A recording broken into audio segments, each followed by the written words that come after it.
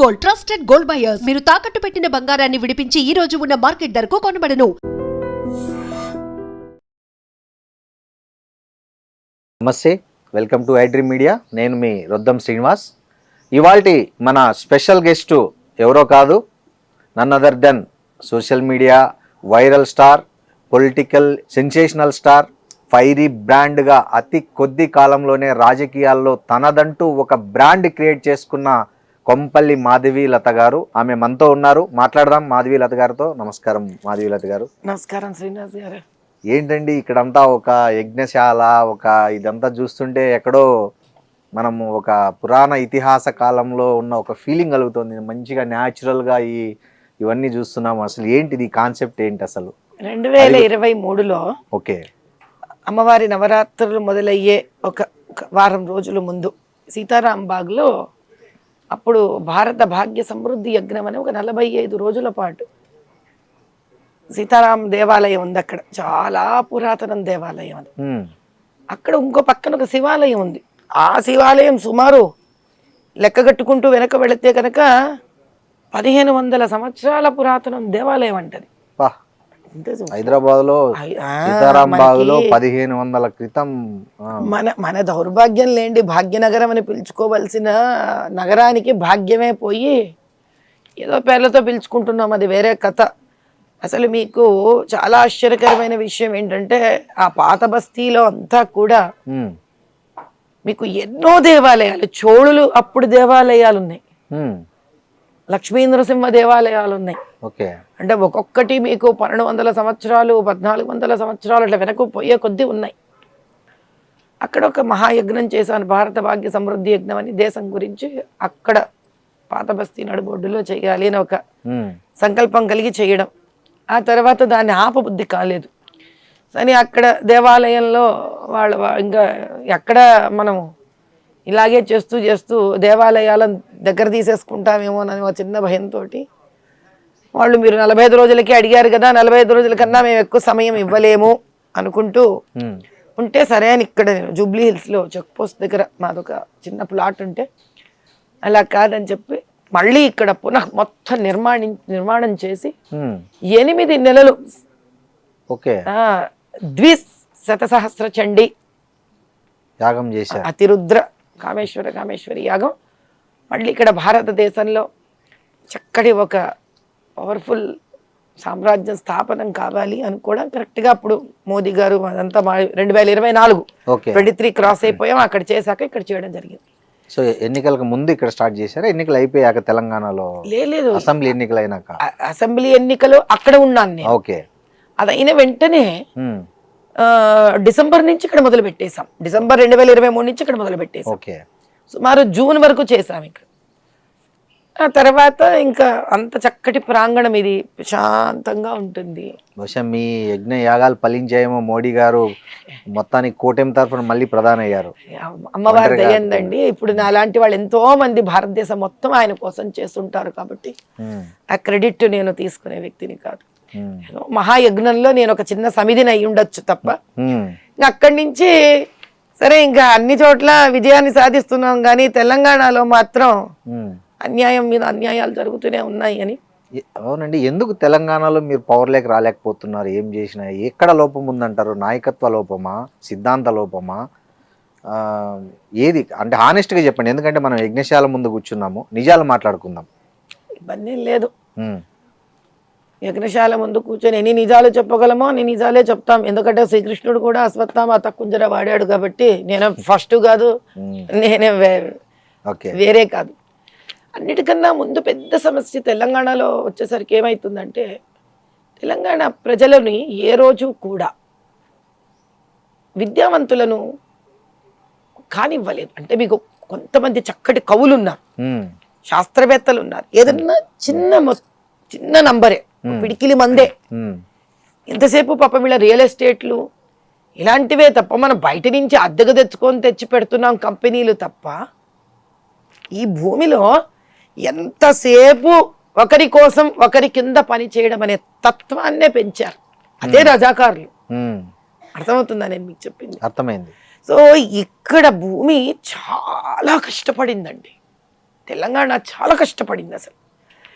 ఎప్పుడు ఎట్లుండే, ఎందుకు మీకు 1952, 53 కాలంలో నిజం మాట్లాడుకోవాలంటే కమ్యూనిస్టులు గెలిచారండి ఇక్కడ. అవును, అందరికీ తెలిసిన నిజం. అవును. ఎందుకు ఇవ్వలేదు వాళ్ళకి రాజ్య పరిపాలన? ఎవరు వాళ్ళు కమ్యూనిస్టులు అంటే? ఈ రోజు నక్సల్వాదులు కాదు వాళ్ళు. అవును, వాళ్ళు నిజంగా రైతుల కోసం, ప్రజల కోసం, రైతుల పోరాడిన కోసం, వాళ్ళు. స్త్రీల కోసం, పిల్లల పోరాడిన కోసం, వాళ్ళు, విద్య కోసం. రజాకారులు, నిజాం వ్యతిరేకంగా నిలబడిన ఒక వాళ్ళు. నిజాం వ్యతిరేకతని, అటు బ్రిటిష్ వ్యతిరేకతని అవును, విపరీతంగా ప్రాణాలకు తెగించి పోరాడిన గ్రామీణ శక్తులు వాళ్ళు. కమ్యూనిస్టులు అంటే. సమ్మక్క, సారక్క, కరెక్ట్. ఊరి పొలిమేరు పోచమ్మ, ఎల్లమ్మ, ఇలానే కమ్యూనిస్టులు కూడా అవును, ఆ కరెక్ట్. రోజు. అవును, మనసుతో ఒప్పుకుంటాను వాళ్ళని. వాళ్ళు నాస్తికులు కాదు వాళ్ళు. అవును. అపర అమ్మవారి భక్తులు వాళ్ళు, శివయ్య భక్తులు వాళ్ళు. ఎలా? ఎందుకంటే వాళ్ళు దేవుణ్ణి వ్యతిరేకించిన వాళ్ళు కాదు. ఓకే. ప్రజలను కాపాడుకోవాలి, సభ్యతా సంస్కారాన్ని కాపాడుకోవాలి. ఈ బయట నుంచి వచ్చిన దొండగులు, ఈ మొగళ్ళు, ఈ నిజాములు, ఈ తెల్లదొరలు వీళ్ళని వ్యతిరేకించారు. వాళ్ళు దేశాన్ని వ్యతిరేకించలేదు. కరెక్ట్. వాళ్ళు ఆయుధాలు పట్టి వెళ్ళేటప్పుడు కూడా ఊరి పొలిమేర దేవత దగ్గర పూజ చేసుకొని వెళ్ళేవాళ్ళు. అర్థమైందా? బతుకమ్మ ఇవన్నీ కూడా, ఓకే, ఇవన్నీ కూడా ఆ ఇంటి స్త్రీలు ఎంతో మంది పూజలు, పునస్కారాలు, బతుకమ్మ, బోనాళ్ళు ఇవన్నీ చేసుకున్న వాళ్ళే. కానీ ఆ రోజు కమ్యూనిస్టులు ఇంత గెలిచిన తర్వాత కూడా వాళ్లకు ఈ తెలుగు సామ్రాజ్యాన్ని ఎవరు అప్పచెప్పలేదు? నెహ్రూ డిజాల్వ్ చేసి ఇక్కడ ప్రెసిడెంట్ రూల్ పెట్టాడు. అప్పటి నుంచే మొదలయ్యింది పాపం.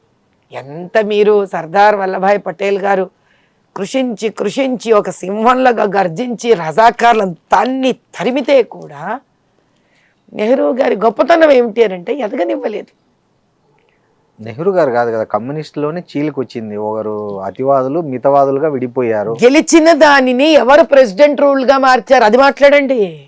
ఓకే, నేను చాలా క్లియర్ గా ఉంటాను. చరిత్ర నేను అటు ఇటు తారుమారు చేసే వ్యక్తిని కాదు నేను. ఓకే. సో అందుకు నెహ్రూ ఫస్ట్ ఈ దేశంలో కమ్యూనిస్టులను, అసలు ఇక్కడ కమ్యూనిస్టులు ఎవరు, వాళ్ళ దృక్పథం ఏమిటి, వాళ్ళ ఉద్దేశం ఏమిటి? వాళ్ళ ఉద్దేశము తెలుగు ప్రజలందరికీ ఆమోదదాయకం అయితేనే కదా వాళ్ళని గెలిపించి. ఇప్పుడు కాంగ్రెస్ నిలబడింది అయ్యా ఒక పక్కన, ఇంకో పక్కన కమ్యూనిస్ట్ నిలబడింది. 1982-83 ఎలక్షన్స్ లో మరి కాంగ్రెస్ ఓడిపోయింది కదా. అవును.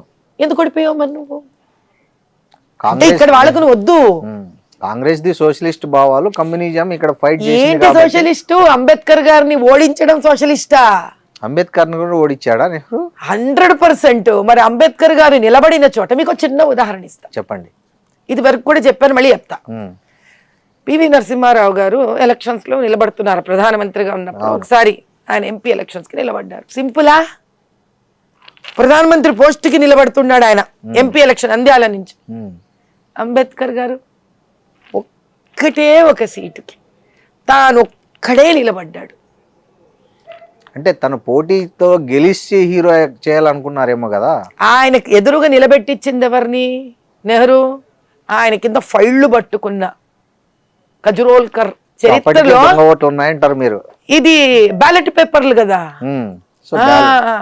సో అందుకేనా మోడీ గారు బ్యాలెట్ తీసేసి ఈవీఎంలు పెట్టింది దొంగ ఓట్లు నరికట్టడానికి? మోదీ గారి టైంలో కాదు, మామూలుగా. అంటే ఇట్లా మోదీ గారి కన్నా ముందే స్టార్ట్ అయింది ఈవీఎం. అంటే దాన్ని కంటిన్యూ చేస్తున్నారు కదా. ఎస్. సెకండ్ పాయింట్, అప్పటి వరకు నెహ్రూకి కమ్యూనిస్టులు అంటే పడదు. ఓకేనా? ఓకే. కేవలం అంబేద్కర్ గారిని ఓడించడానికి మాత్రమే కమ్యూనిస్ట్ పార్టీ ఆఫ్ ఇండియాతో చేయగలిపాడు, దాంగేతో. ప్రూఫ్ ఏంటి? దాంగే విడిగా నిలబడ్డాడు, ఈయనకు ఆపోజిట్ గా. కాంగ్రెస్ నుంచి ఈయన అసిస్టెంట్ తీసుకొచ్చి ఈయన ఆపోజిట్ లో నిలబెట్టారు. న్యూస్ పేపర్లలో ఎలక్షన్స్ ముందు అంబేద్కర్ గారి గురించి తప్పుడు ప్రచారం వేస్తే అప్పట్లో ఒక ట్రిబ్యునల్ ఉండేది, మీకు ఎలక్షన్ కమిషన్ ట్రిబ్యునల్ ఉండేది. అది ఇండిపెండెంట్ బాడీ కాదు, కాంగ్రెస్ కిందే పనిచేసేది, రూలింగ్ పార్టీ హయాంలో పనిచేసేది. So they did not even bother to disqualify Dange. ఎందుకని? కాదండి, నెహ్రూకు అంబేద్కర్ మీద ఇంత వ్యతిరేకత ఉంటే అతన్ని రాజ్యాంగానికి దానికి ఎందుకు అధ్యక్షుని చేస్తాడు? ఆయన రాసిన రాజ్యాంగాన్ని ఎందుకు చేసుకుంటాడు? అతను ఎవడు కాదు ఆమోదించడానికి. అయితే మీరు చరిత్ర చదువుకొని రావాలి, అదే మాట్లాడే నెహ్రూ ఎవడండి ఆమోదించడానికి? ఆమోదించకపోవడం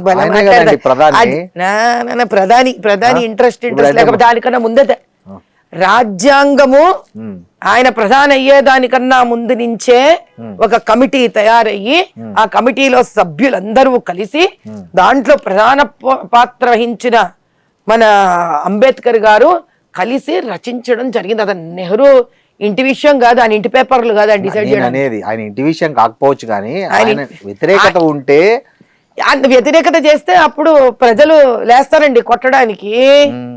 సో అందుకని మోడీ గారు 1954-55 సంవత్సరాలలో అంటే అప్పటికి ఎంతకాలం అయిపోయింది మనకు వచ్చి? సుమారు 6-7 ఏళ్ళు అయిపోయింది మీకు. 47 అంటే అంతే. అప్పుడు నిలబడ్డాడు ఆయన ఎలక్షన్స్ కి. అంతవరకు ఆయన నిలబడలేదు పాపం.